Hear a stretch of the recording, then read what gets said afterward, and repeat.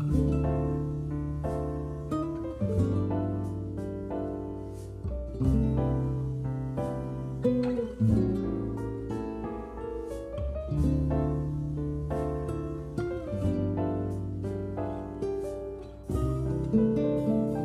시절로 오세요.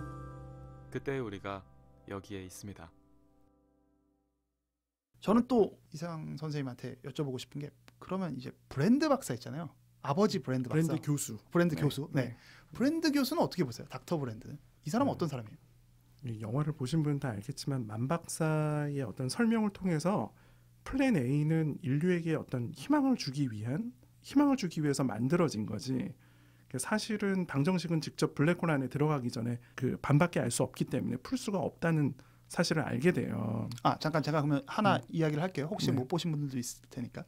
원래 처음에 쿠퍼가 우주로 나갈 때 두 가지 계획에 대해서 나사로 프로젝트를 얘기해 주거든요. 플랜 A는 인류 전체가 새롭게 이주할 수 있는 행성을 찾는 거고요. 만약에 그게 불가능해지면 어떤 씨앗 같은 인류의 몇몇 사람들만 가고 몇 개의 종자만 가져가서 거기서 새로운 인류가 만들어진 게 플랜 B입니다. 지금 그래서 플랜 A에 대한 허구에 대해서 지금 이상 선생님께서 말씀을 해주시고 계신 거예요. 그리고 이 사실을 브랜드 박사, 만 박사가 사실 이미 알고 있었던 내용인 거죠. 네네. 이를 통해서 이게 머피가 아빠도 이 사실을 알고 있었을 거야?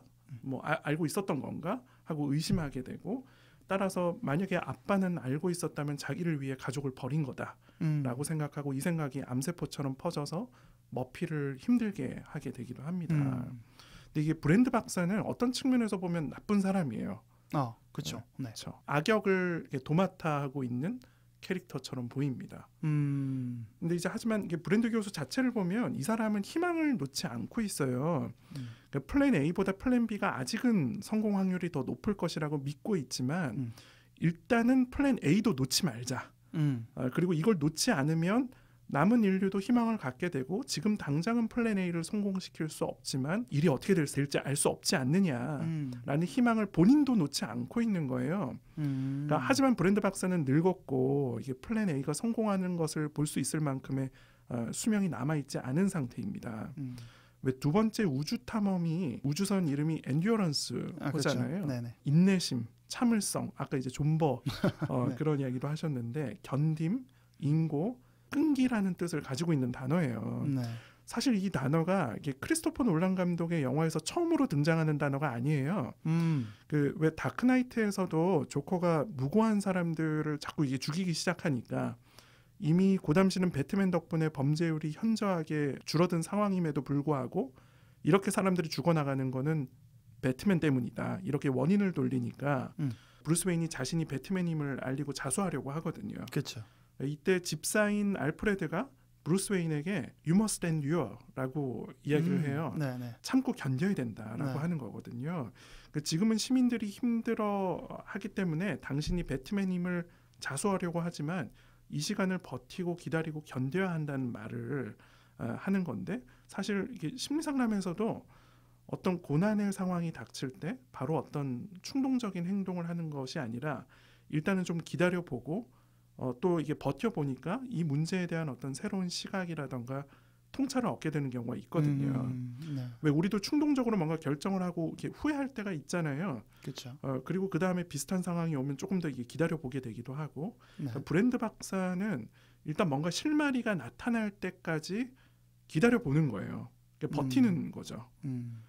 왜 얼마 전에 이게 매트릭스 다루셨잖아요. 네네. 글도 쓰시고. 네. 매트릭스 1편 말미에 네. 기억나세요? 이게 모피어스가 네오가 어떻게든 돌아올 거라고 이게 믿는데 네.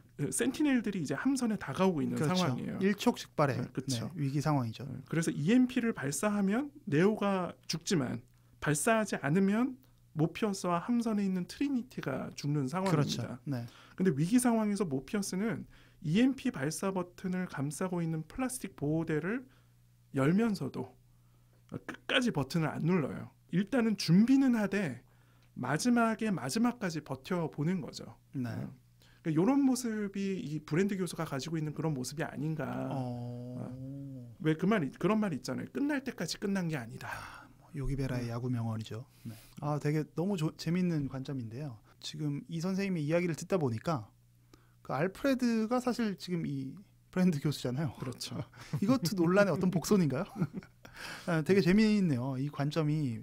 그러니까 브랜드 박사는 그냥 과학자인 거죠. 학자인 거죠. 그리고 끝까지 희망을 놓지 않았다는 측면이 있는 건데 어찌 보면 단순히 그 현재의 결과만으로 이 사람을 빌런이다, 뭐 악역이다 라고 표현하는 데는 좀 무리가 있지 않나라는 생각은 좀 들고요. 그래서 뭐 어렸을 때 막 그런 거 있었잖아요. 현대사에 대해서는 아직 가치 판단을 하기가 좀 어렵다. 뭐 이런 수업을 좀 들었던 것 같아요. 그것도 살다 보니까 조금 그럴 수 있겠구나라는 생각들을 좀 하게 되는데 동시대 혹은 바로 지금을 살면서는 쉽게 가치 판단하기가 참 살면 살수록 어렵다는 것을 깨닫게 됩니다. 지나고 보니 이제 어느 정도 소화가 되니까 그때는 또 이럴 수밖에 없었겠구나 라는 그렇게 이제 생각하는 때도 오게 되죠.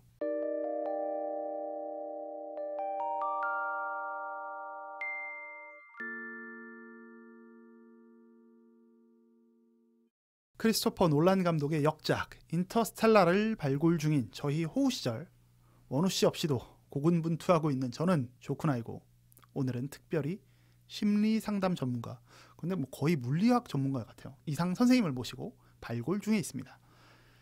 이 영화 인터스텔라를 보다 보면요, 2022년 현재의 관점에서는 다소 비판을 살 수 있는 구석이 있어 보여요. 바로 어머니의 부재, 더 정확하게는 여성 캐릭터의 축소를 들 수 있을 것 같은데요. 상당히 많은 부분들이 남성 백인 캐릭터를 중심으로 돌아가는 영화라는 점은 사실 좀 부정할 수 없어 보이거든요. 자, 다음 발굴 포인트는 여기입니다. 상대적으로 비중이 축소된 여성의 역할, 이걸 통해서 논란은, 그리고 이 영화는 어떤 의미를 던지고 있는 걸까요? 저도 이제 여성 캐릭터가 비중이 크지 않은 거에 대해서, 그리고 어머니 역할을 하는 캐릭터가 없다라는 거, 네네. 어머니의 부재에 대해서 좀 고민을 많이 했어요. 그런데 제가 이제 좀 어떤 결론에 이르게 됐냐면은, 영화에서는 이제 쿠퍼의 어머니도 일찍 돌아가신 것인지 나타나지 않고, 브랜드 교수의 아내이자 브랜드 박사의 어머니도 나타나지가 않아요. 근데 이 어머니의 부재가 무엇을 이야기하는 것인가? 네. 이게 여성의 어떤 여성성이 부재라고 하기는 좀 어려울 것 같아요. 네네. 그리고 어떤 어머니의 부재로는 컴플렉스에 시달리는 상태로 보여지는 사람들이 있는가? 네. 그렇지 않거든요. 엄마가 보고 싶어. 네. 엄마가 있었으면 좋았을 텐데, 이런 식의 표현을 하는 캐릭터나 이야기 전개가 없거든요. 맞아요. 네. 그런데 이게 왜 우리나라 표현은 아니에요. 미국이나 이게 그 영국에서나 영어권 나라에서는 좀 익숙한 표현인데, 자연을 네이처라고 하지 않고 마더 네이처라고 하거든요. 그렇죠. 어머니 대시. 그렇죠. 네. 그러니까 만물의 어머니, 만물의 어머니 같은 대자연이라고 표현을 한단 말이에요. 저희가 이제 흔히 어머니라고 하면 이게 떠오르는 게 뭐죠? 조쿠나님은 어떠세요? 모성의 희생 뭐 이런 거죠. 네. 모성의 뭐 아낌없는 사랑, 아낌없는 뭐 이런 거. 사랑. 네네. 왜 씨앗이 심겨지면 아이가 잉태되고 생산하고 낳고 기르고, 네.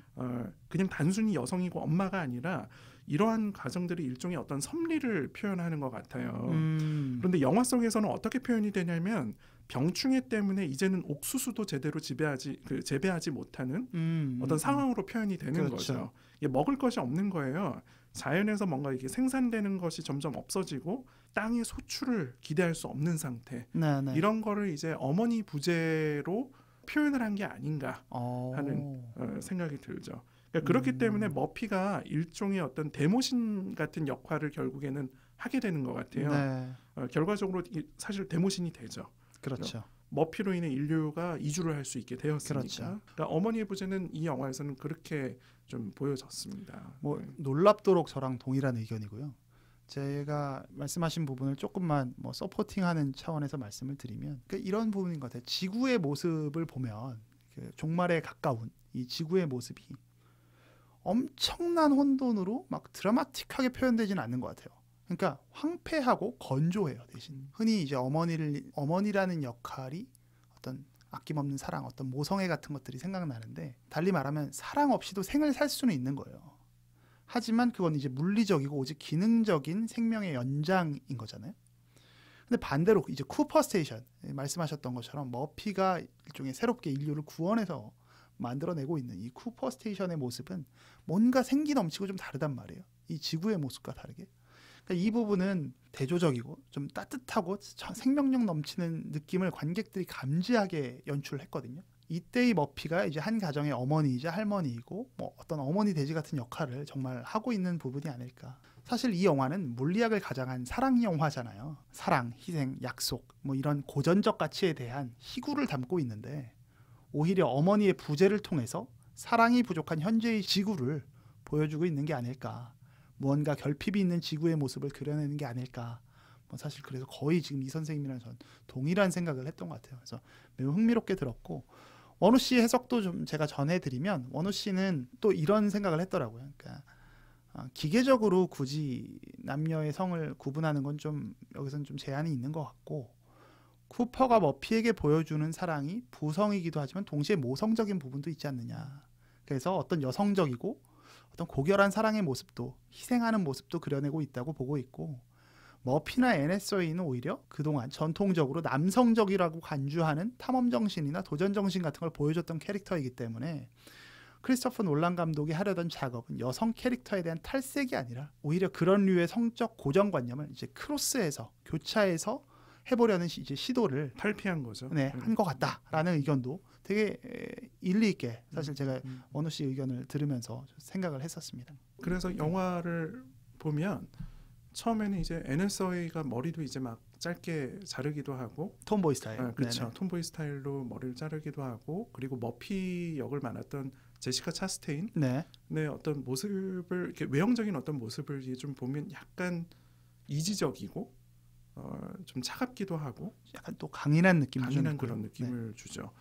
요걸 이제 얼핏 잘못 보면은 여성적인 어떤 모습이 결여되어 있는 그런 어떤 모습으로 약간 이렇게 볼 수도 있겠지만 사실 그런 게 아니라 이분들이 그러면 여성적인 그 모습들이 결핍되어서 뭔가 연애를 못한다거나 그런 인물들로 그려지지 않거든요. 그렇죠. 네, 네. 그 NSOA가 어떻게 연애를 못하겠어요? 네.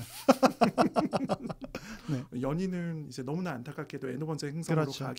가 있기도 하고 머피 같은 경우에는 나중에 이제 남자친구와 함께 등장하기도 하잖아요. 그렇죠. 네. 그리고 영화 말미에 보면은 이제 굉장히 많은 어떤 후손들을 남기기도 하고 그러니까 이런 것들만 봐도 이 두 여성 캐릭터가 어떤 여성성이 이제 좀 결여되어 있는 그런 걸로 볼 수가 없는 거죠. 그러니까 그런 시선으로 몰아가는 데는 좀 무리가 있다라는 것이죠.